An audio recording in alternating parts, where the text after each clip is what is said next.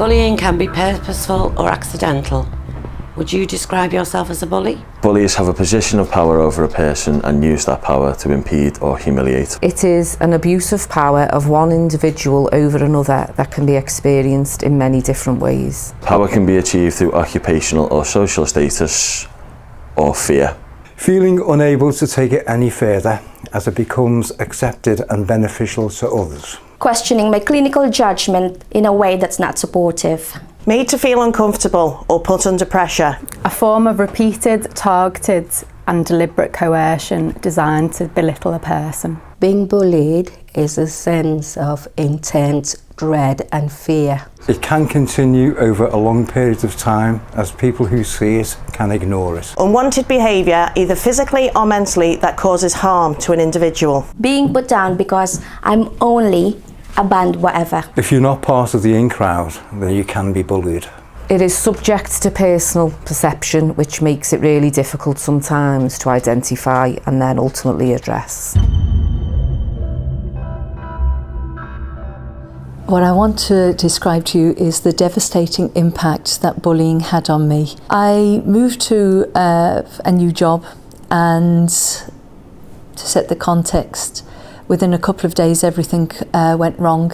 To put it simply, I found some things that other people would have preferred I kept quiet about, and as a result of that I was bullied. I wasn't what you call a weak person, but also I wasn't a sitting target. So if it could happen to me, it could happen to anybody, I think. Belittling me, ostracising me.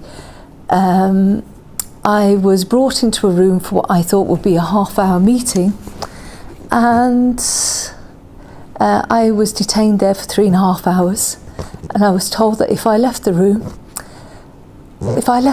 it would be classed as disobeying management's orders.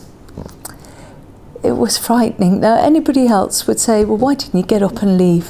When you have been battered and hammered down so badly, you're actually scared to sit down, stand up, or to do anything.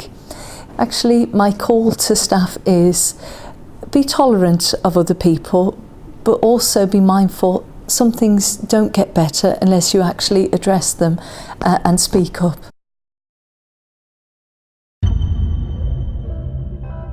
My role as health and wellbeing manager is to make sure that we've got the right systems and processes in place to support the wellbeing of our staff.